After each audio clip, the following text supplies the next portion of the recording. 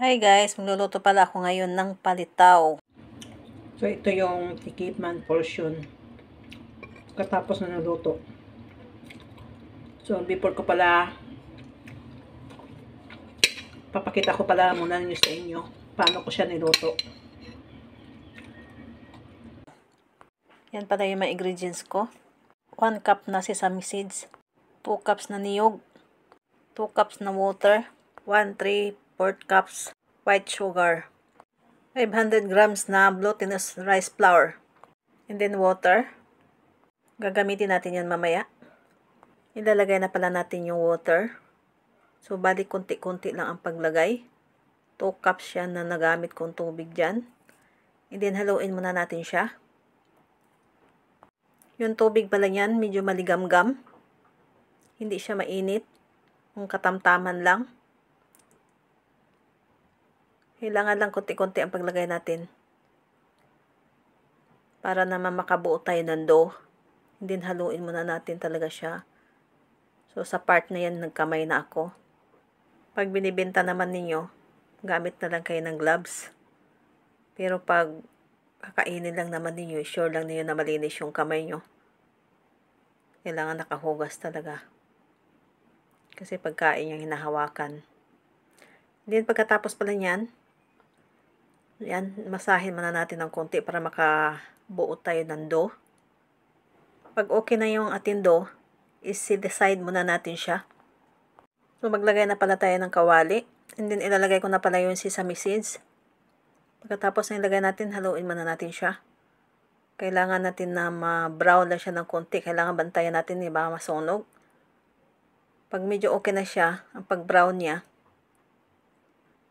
ilalagay na naman natin siya sa pinggan o plato. Yan. Pagkatapos pala ilagay natin ang sesame seeds diyan sa plato o pinggan.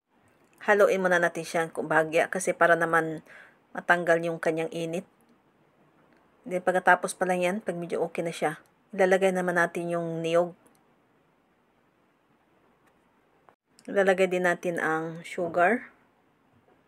Then pagkatapos haluin muna natin siya. Para naman lahat ng nilagay natin dyan, mahalo muna siya. Pag medyo okay na yung nilagay natin dyan sa paghalo, itatabi muna natin siya. Dito muna tayo sa dough. Depende na sa inyo kung gaano kalaki yung lulutuin nyo. Pero sa akin, gumamit lang akong serving spoon yan. So pagkatapos pala yan, bali, bibilugin ko lang yan siya. Depende na sa inyo kung ibebenta ninyo, pwede kayong gumamit ng mga measuring. Hindi, bilugin ko lang muna siya na ganyan. Tapos yan, bali, bibilugin ko lang siya, pipisain ko lang siya. So, depende sa inyo kung gaano kakapal yung gagawin. Pero pag binibenta nyo, kailangan talaga na gumamit kayo ng mga measuring o nakakusting para hindi kayo malugi sa negosyo na papasukin nyo. So, depende sa bayan ninyo kung malayo, isasama mo yun sa kusting nimo. Siyempre, kung namamasahe ka, kukusting mo yun. So, ganyan lang ang ginawa ko. Bilogin mo na, and then, para makabuo ng... So, repeat. Same procedure. Hindi pagkatapos pala yan, hindi ko na ipapakita sa inyo yung iba pa. Kasi alam ko, alam na ninyo ni. Hindi pagkatapos pala yan, nagpakulo na ako ng tubig. So, naglagay na ako ng 3. Depende sa inyo kung may kawali kayong malaki. Para mas hindi kayo mag-repeat-repeat ng water. So, damihan na ninyo. Yun pala, lumitaw na ang ating dough. So, meaning, naluto na siya. Pagkatapos pala yan, ilalagay na natin siya sa ginawa natin na yung minix natin kanina. Na nilagyan ng niyog. Saka yung sesame seeds. Saka yung sugar. And then, pagkatapos yan, lagyan din natin yung taas ng ating dough. Yan. So, depende na sa inyo. Pwede ninyong baliktarin.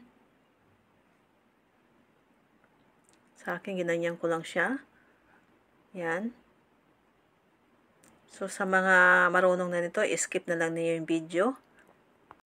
Yun pala yung naluto ko lahat sa kalahating kilo. Thank you for watching, guys. Bye! Na natin yung palitaw na niluto ko. Ito yung tikiman portion.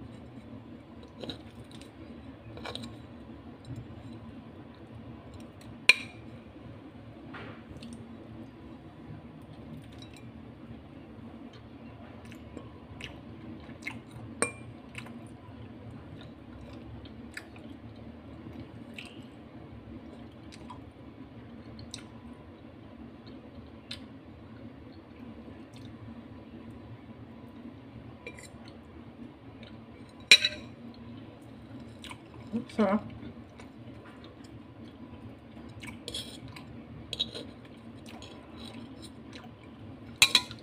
Thank you for watching, guys. Bye.